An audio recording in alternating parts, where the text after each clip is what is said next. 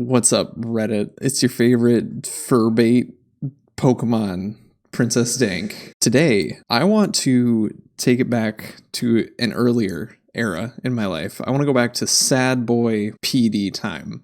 So like a week ago, I want to look back at one of the most formative, important bands for me growing up. This is one of the bands that really defined the sound of my high school years in the mid late 2010s. I'm of course talking about the perennially relevant Radiohead. I'm using that word incorrectly. I just wanted to say the word perennial. I want to take a look at all of their individual albums. This is a bit of a pilot episode for an extension of the album reviews that I'm starting to do on this channel. I really want to look at entire discographies of artists, and for some reason I thought that it was a smart idea to look at somebody who had released 9 albums. Yep, 9. That was a really good idea. It was really smart, and it took me an entire week to write this. Let's cut the bullshit. Let's not even waste any time. Let's just jump right in and look at, in order, the 9 albums released by Radiohead. First up, we have 1993's Pablo Honey. And to the surprise of literally nobody,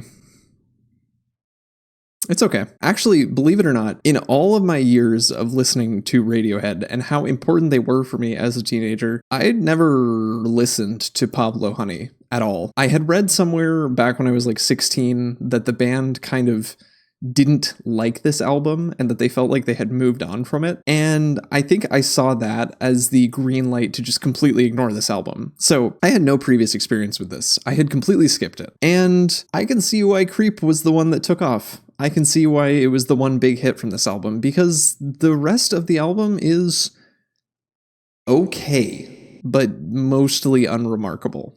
It's very 90s, very alt, and very underwhelming, knowing where the band went after this. So let's smash cut to 1995's The Bends, which I have a lot more to say about. The Bends opens with Planet Telex, which, despite some production issues that I may have with this album in general, it is a fantastic opener. It sets the tone for the entire record perfectly. It maybe sounds a little flat compared to some of their later tracks. Even some other tracks on this album, I feel like Planet Telex is kind of flat. But it's still definitely a step up from Pablo Honey, because it has character and punch and atmosphere. All the singles on this project positively fuck, and I will not hear otherwise. High and Dry, Fake Plastic Trees, Just, Street Spirit Fade Out, with maybe the fuckingness dropping off for the first and last release singles, My Iron Lung and The Bends. Those two I could kind of take or leave, but the rest of them, that is a solid record of just great singles that showed Radiohead at this point was a band to really pay attention to look out for. My issue with My Iron Lung is that it's a bit stanky, and not like in a good way. It's this really attempted edgy sound that just, it doesn't land properly, and The Bends is honestly just kind of forgettable, which is unfortunate for the title track of an album that's largely glossed over in favor of other albums in their catalog. It's kind of actually poetic a little bit. The title track on The Bends is one of the most forgettable tracks on The Bends. A lot of the non-single songs aren't really that standout, to be honest, but I retain a certain amount of nostalgia for all of them, so I am admittedly biased here. Realistically speaking, Bulletproof I Wish I Was probably the most interesting non-single track, given how much it predicts the sound of the following album. The Bends overall is much poppier than the following album, and it's a good bridge between Pablo Honey and OK Computer, but it's ultimately kind of this weird transitory period. It's a fascinating time capsule of the mid-90s with some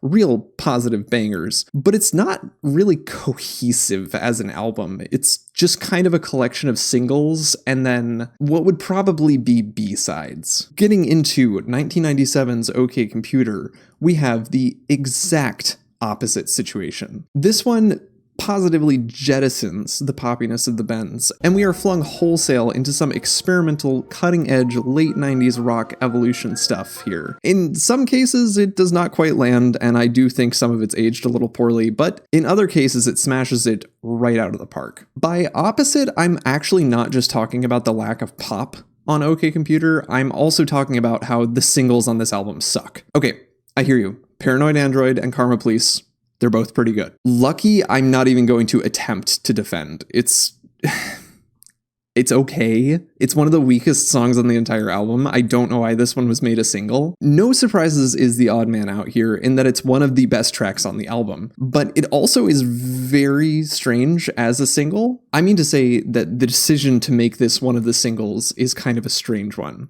I don't disagree with it, but it's strange, which probably gives you a sense of where the band was at this point. Conversely, a couple of non-single tracks, in particular Subterranean Homesick Alien and Climbing Up the Walls, are the real standouts of this album. In particular, I'm talking about the crescendo of the album here, with Climbing Up the Walls followed directly by No Surprises. Those two being a harrowing 9 minutes that exemplify what this album is all about way, way more than some dated experiments on here like Fittier some dated experiments like Fitter Happier. Back then, things like Fitter Happier, they were some pretty advanced shit, something that Radiohead would remain working with for albums to come.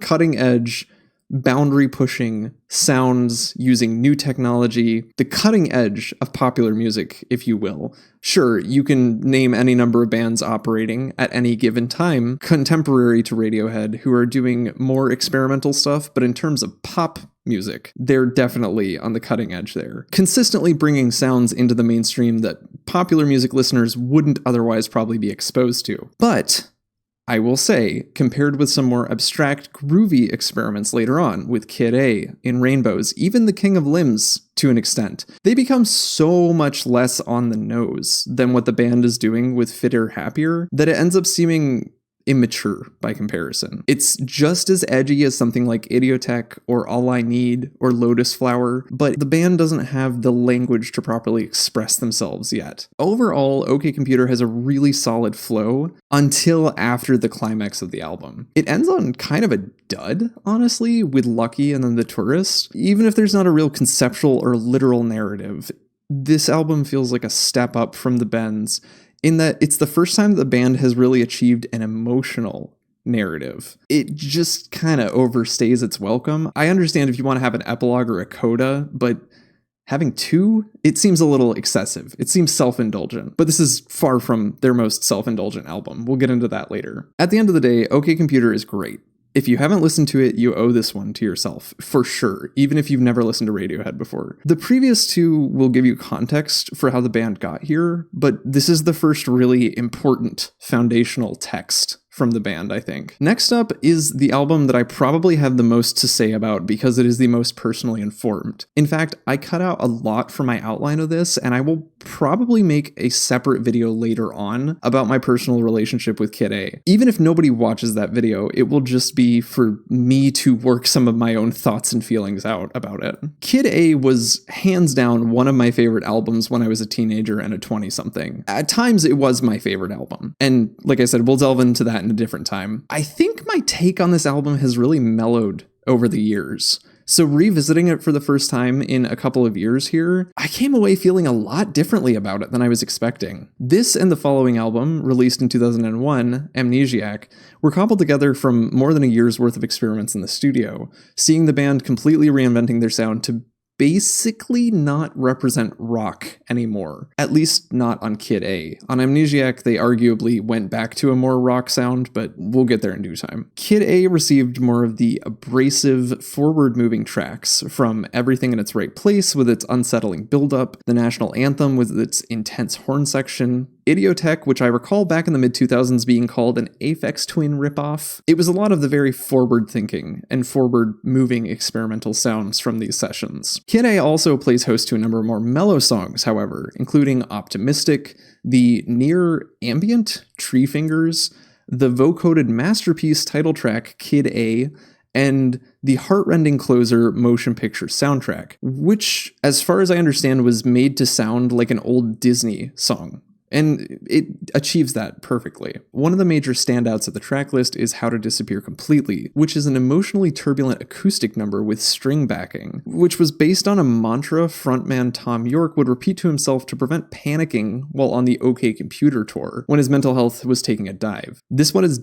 definitely a standout that, though my thoughts on the album as a whole may have mellowed, this one has not. This one is still a fantastic song. Ultimately, probably because of the experimental nature and the kind of the all over the place atmosphere of these sessions, as far as I understand it, Kid A is a lot more uneven of an album than OK Computer. Though I do wonder if my opinion on that is informed by knowing about the production process. The album as a whole sounds kind of like a macro level version of the panicked abstract lyrics for Idiotech, which sound kind of similar to like a William S. Burroughs cut-up piece. This one's also notable for not seeing any singles released, which when coupled with the 180 on sound after the explosion in the band's popularity with OK Computer, can be read as the album largely being a portrait of frontman Tom York's depression and a giant middle finger to the mainstream listeners who enjoyed the previous album, but who maybe, I don't know, enjoyed it wrong or something, which was a sentiment that I really, really enjoyed as a teenager, and I don't think I do anymore. Sometimes, and this is something that I want to get further into in a later video as well, sometimes I wonder if this is why the album so often tops the best of the decade or best of the century lists. So many men who vote in these polls relate to, or at least project themselves onto the struggle of the tortured, depressed artist made famous with art that he's fallen out of love with. Which, in a lot of ways, though the text of Kid A isn't about that, the metatext is. All in all, Kid A was a bold step forward for the band, given the amount of genres and moods covered within. Though it doesn't have the same emotional narrative cohesion that OK Computer does, it has a certain atmospheric cohesion that perhaps none of their other projects really do. This one is a mood. It's a vibe. By which I mean that it's fucking depressing. It's depressing as hell. This is the most depressing album they've ever released, arguably. At the same time, Kid A also shows a lot more talent and restraint, as well as an edge for experimentation than any of their other work up to this point. And I wonder if my personal history with the project is getting in the way of me loving it the way that I used to. I'll fully admit that Motion Picture Soundtrack was the first song in their discography which made me cry on this re-listen to all of their albums. There are moments of beauty in this album, but I wonder if it's too drenched in that milieu of emptiness and the call of the void to hit if you're just not in the right headspace. The other album to come out of these protracted sessions, 2001's Amnesiac, was released just 5 months after Kid A.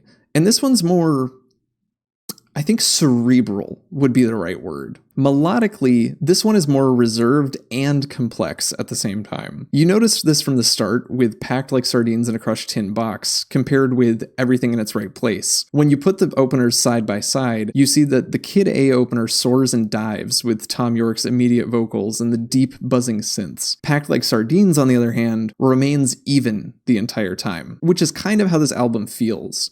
Kid A is full of peaks and valleys, and Amnesiac is just consistent. It continues with more experimentation from the oddly timed piano ballad Pyramid Song, the bass-heavy, echoey nightmare of I Might Be Wrong, the mind-blowing backwards recorded Like Spinning Plates, the deep choral sensation of You and Whose Army, plus honestly plenty more, culminating with what feels like a worn-out reprise of the national anthem with Life in a Glass House. That's the best way to describe this whole album, I think. The younger, more worn-out, run-down, dogged sibling of Kid A and OK Computer. With two older siblings already in the limelight, Amnesiac arrives on the scene already ready for bed, clutching a cup of coffee. And it's not just the vocals that feel that way. The music and the entire atmosphere of this project just feel tired. I think as a teen, I kept this in my collection for completion's sake, but preferred the much harsher, more depressed, more relatable Kid A. Now that I don't have that same energy, Amnesiac actually has begun appealing to me a lot more. But again, another video. Sorry,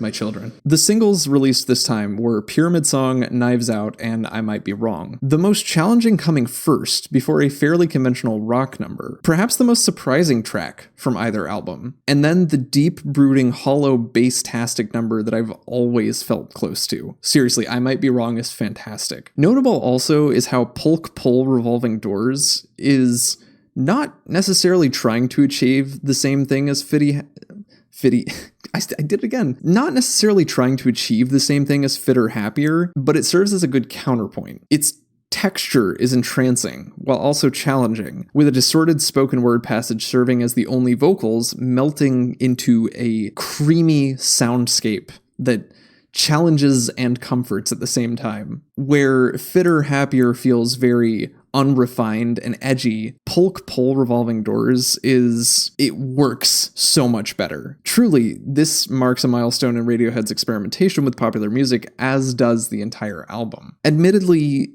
this one is a bit long-winded in parts, namely Dollars and Cents and the remix for this album of The Morning Bell, a track which appeared also on Kid A. The guitar-driven instrumental Hunting Bears is kind of forgettable, but it does add to the roster as a bit of an interlude. This time around, the climax of the album comes right at the end, which really does a number on making this album feel more cohesive. Like Spinning Plates, followed directly by Life in a Glass House, without any stragglers like OK Computer. It's a very consistent but arguably uneven album, but it is a solid addition to their catalog. It's not the best, it's not the worst, but it shows how far the band had come, where something of this quality could be argued as mid. 2 years later, the band was back with 2003's Hail to the Thief, their girthiest, lengthiest, beefiest album up to this point, spawning 3 singles, There, Go to Sleep, and 2 + 2 = 5, the last one also being the album opener,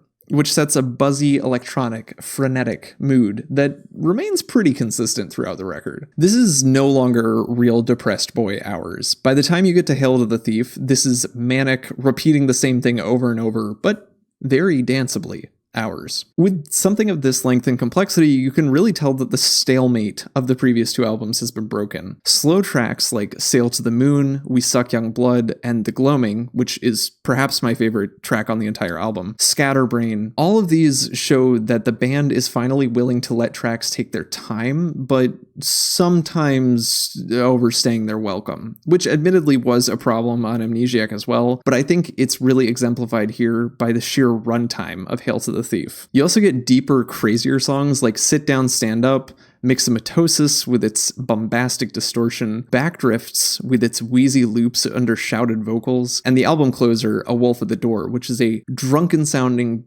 barked, twisted fairy tale ending that is genuinely horrifying if you give yourself over to the lyrics. This album often gets lost in conversation, I feel like, with it and Amnesiac left under OK Computer and in Rainbows, and Kid A, admittedly. But it serves as not just an important building block in the band's advancement into electronic experimentation, it also marks an even more controlled, swaggering take on their ventures into the cutting edge of pop music. They lean into full-on electronics with songs like The Gloaming. They're creating a vast mixture of different sounds across the project that almost make it discordant at times. This is the first time since The Bends that it feels like we're just looking at a collection of songs rather than a cohesive body of work. Admittedly, because of its runtime, for every hit on this project, there's another song that's good, definitely good, but not great, which is something the band has dealt with on a number of projects, but it's most exemplified here. Being the longest album, this one also makes the bloat the least forgivable compared with more trimmed down projects, or ones where the lacking tracks are shorter than the bangers. If nothing else, Hail to the Thief has easily one of the best album closers, a 1-2-3 punch of Myxomatosis, Scatterbrain, and A Wolf at the Door. For the albums that get lost in conversation or forgotten about, Hail to the Thief ends on the higher end of the catalog, but it's definitely not the best due to being a bit overblown and long-winded. 4 years later, Radiohead came back with the initially released for free In Rainbows. The month that this album came out is when I started listening to the band, so it took me a while to actually delve into this album. But revisiting it all of these years later, 16, 17 years later, I have to be honest, it's the basic bitch take at this point, but there's a reason it's the basic bitch take. In Rainbows is probably Radiohead's best album.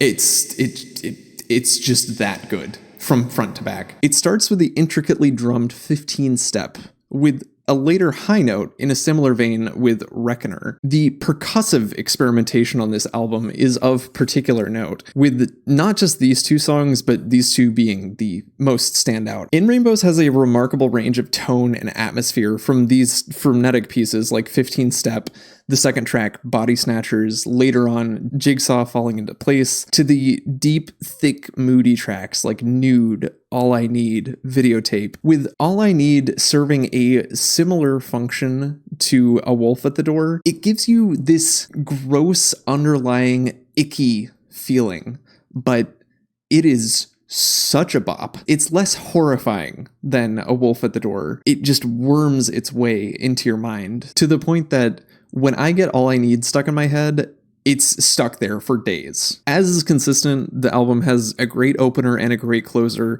with several really huge moments in the middle, namely Nude and All I Need, with Nude being a huge standout as something that was recorded live multiple times for about 10 years prior, but which finally appeared in its finished form on this album, in a very different form than every other previously recorded version. Essentially what the band has done at this point is they've taken all of the huge range of ideas that they're working with on a project like Hail to the Thief or across Kid A and Amnesiac. They've condensed it down into a single project that is only a little bit over 40 minutes, 10 tracks.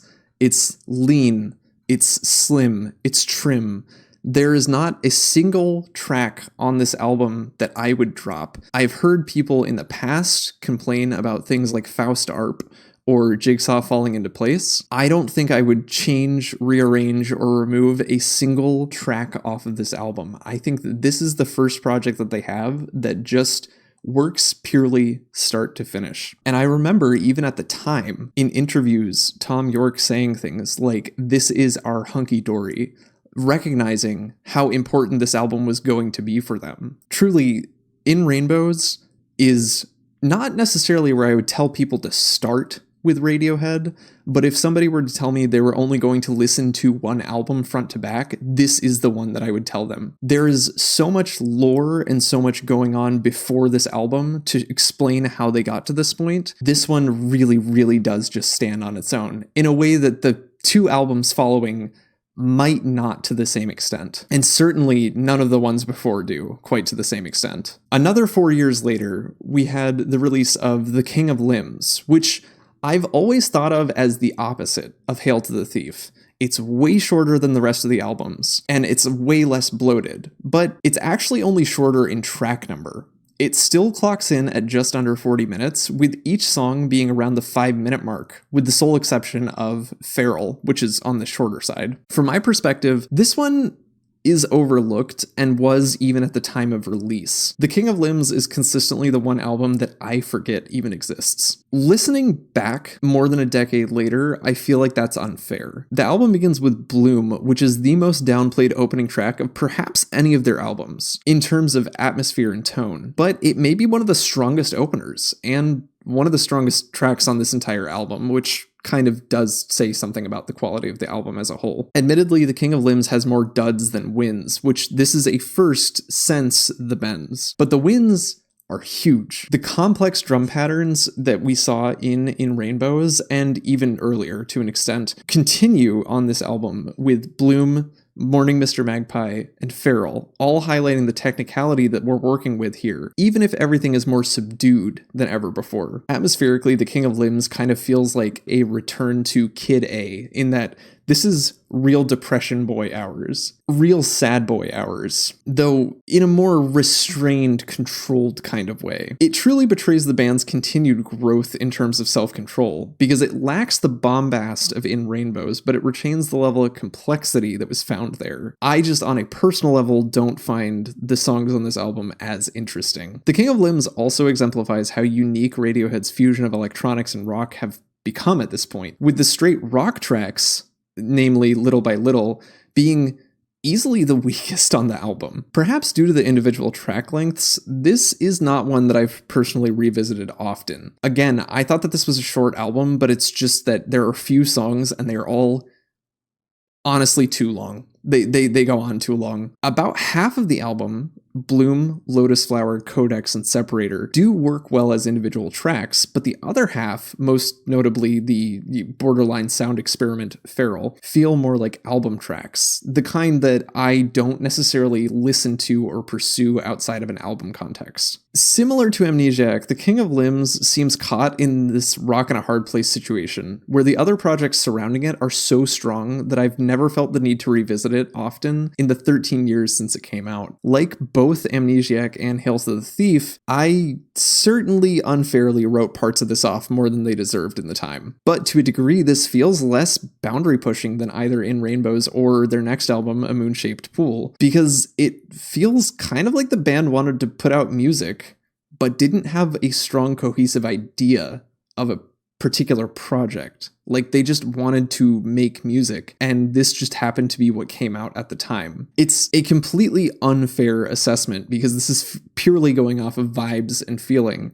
But something like Kid A or Amnesiac or In Rainbows, it feels like there was a need to do what they were doing at the time. The King of Limbs feels like a bunch of really technically skilled musicians who have gotten their shit together and then realize that they haven't put anything out in almost half a decade, so they just kind of get together and jam for a while, and then this is the resulting product. In hindsight, I think I've always seen this as kind of an expanded single for Lotus Flower. Like, there's the one star track, which Lotus Flower is no doubt the best song on this album, even in spite of how much I love Bloom. I cannot deny Lotus Flower is the standout. And then there's a bunch of bonus material and B-sides, kind of like the second disc bonus tracks from In Rainbows. It's all good, but none of it's the cream of the crop. Lastly, we have the band's most recent album, 2016's A Moon-Shaped Pool. The gap between this album and the previous one being the longest one as of yet, except for,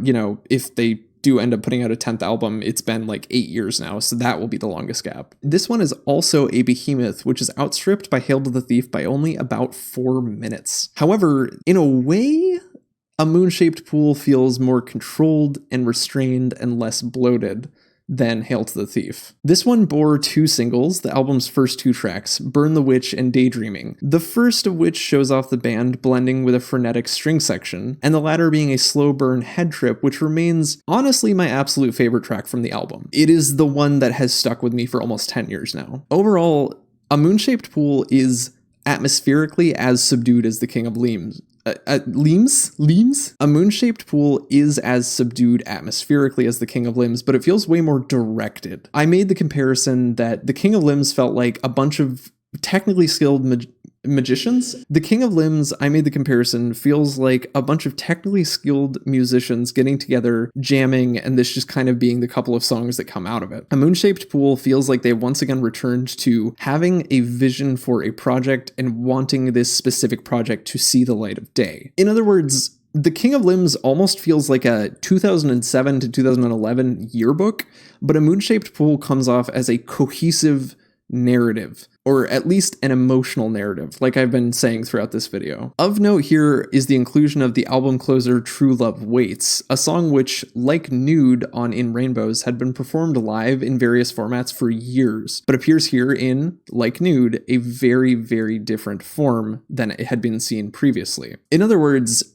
like with In Rainbows, at least some of the tracks on A Moon-Shaped Pool had been cooking for a while, like slow cooking, and it shows. I will also admit, however, that there's a bit of a lull where the album becomes very atmospheric, but not quite as challenging as some of what we see in Rainbows and other albums from around that period, until we come up to the halfway point with Glass Eyes, another lush orchestral piece similar to Daydreaming, this time with reversed and forward piano passages. This one is easily one of the highlights of the album, even if I don't go back and revisit it that often. By the time that we get to the conclusion of the album, I might prefer the live version of True Love Waits, simply due to its familiarity, because I heard the version that was included on the I Might Be Wrong EP so many times when I was younger, years prior to this album dropping, which I will also say is a sentiment that I've seen in a number of YouTube videos of uploads of early versions of songs from them. This is a consistent thing that Radiohead has done for a long time, reworking songs over and over again,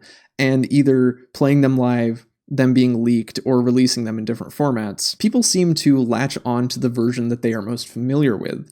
And while this might not be my favorite version of True Love Waits, the album closer here is a beautiful take on the song nonetheless. Similar to Kid A Moon-Shaped Pool is an album of peaks and valleys, but relatively high valleys that remain consistent, but which are nonetheless overshadowed by the sheer heights of the peaks on this thing. I'm not even going to attempt to give rankings or ratings of all of these albums. Maybe that's something that we can do in a future video if there's enough interest. I wanted to put my thoughts down on all of these albums as a whole, as a cohesive body of work over the span of multiple decades at this point. And I'm really curious, let me know below, what are your favorite and least favorite Radiohead albums? Why am I wrong about all of these opinions? Which things did I actually get right as a longtime Radiohead enjoyer? It's fascinating to me looking back how varied their body of work is, but how tonally consistent it is, with a couple of small exceptions, like Kid A and The King of Limbs. And of course,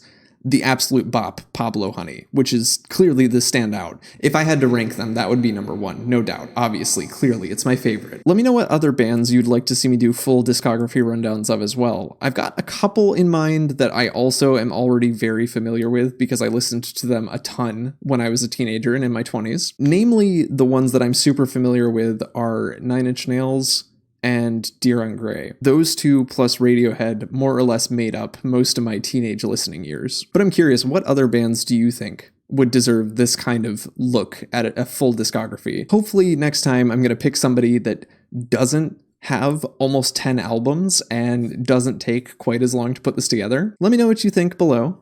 And thank you all for watching. I will see you on the next one. Don't forget to like and subscribe and comment and blah, blah, blah, blah, blah, blah, blah, blah, blah, blah, blah, blah, blah. I love you. When do they stop tuning their instruments and play the music?